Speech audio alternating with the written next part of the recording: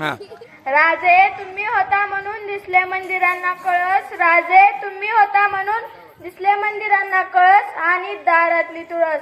राजे तुम्ही होता म्हणून भरून राहिले सुवासिनींचे कपाळ, राजे तुम्ही होता म्हणून भरून राहिले सुवासिनींचे कपाळ आणि हिंदवी स्वराज्य सकाळ. व्यासपीठावर उपस्थित आजच्या कार्यक्रमाचे अध्यक्ष तसेच प्रमुख पाहुणे व आदरणीय गुरुजन वर्ग आणि येथे जमलेल्या माझ्या मित्रमैत्रिणींनो, मी पूर्वा दीपक दीक्षित आज तुमच्या समोर छत्रपती शिवाजी महाराजांविषयी थोडं बोलू इच्छिते. छत्रपती शिवाजी महाराज म्हणजे कोण हो?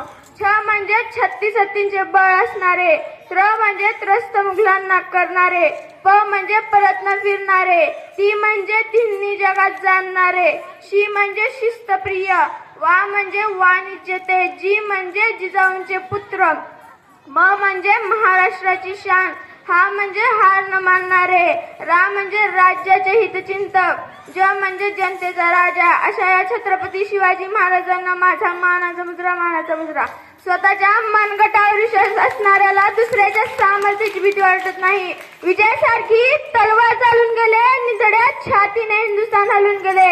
विजयासारखी तलवार चालून गेले, निधड्या छातीने हिंदुस्थान हलून गेले. वाघ नखाने अफजल खानाला ठार मारून गेले, वाघ नखाने अफजल खानाला ठार मारून गेले.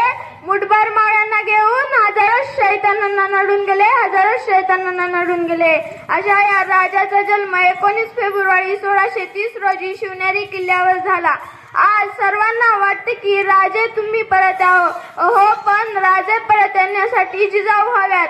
जिजाऊंनी जसे संस्कार आपल्या मुलावर केले तसेच संस्कार आज प्रत्येक आई वडिलांनी आपल्या मुलावर केले ना, तर प्रत्येक घरात एक नवीन शिवबा पाहायला मिळेल.